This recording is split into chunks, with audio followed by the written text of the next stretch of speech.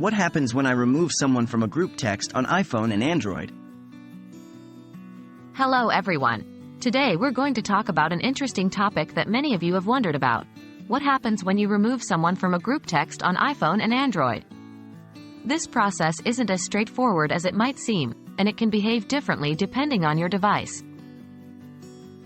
Removing someone from a group text on iPhone. If you're an iPhone user, you're in luck. The iOS platform provides a pretty straightforward way to manage your group messages. Let's explore what happens when you remove someone. First of all, you should know that removing someone from a group text on iPhone is only possible if everyone in the group is using iMessage. This is Apple's own messaging system that operates between Apple devices. It's easy to identify because your messages will appear in blue bubbles instead of green. When you remove someone from a group text on iPhone, the removed person won't see new messages being sent in the group and won't be able to send messages to the group either. However, it's important to remember that they'll still have access to the history of the group text up to the point they were removed. Removing someone from a group text on Android. On the Android side of things, it's a bit more complex.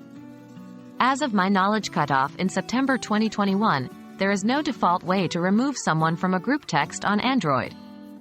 Group texts on Android are typically handled as MMS, Multimedia Messaging Service, threads, and don't have the same level of group management features as iMessage on iOS.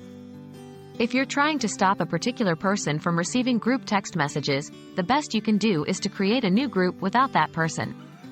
However, this would mean a whole new thread and the person would still have access to the old conversation.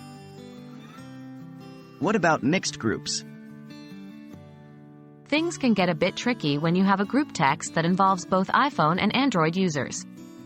Since Android doesn't support removing people from a group text, if any member of the group uses Android, you cannot remove people from the group text, even if you're using an iPhone yourself.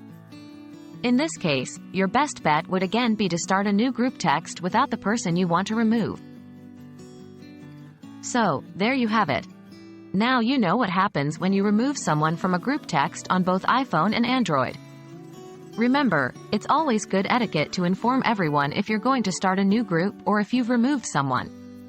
This can help avoid any misunderstandings. As always, we hope you found this video helpful, and we look forward to seeing you in the next one.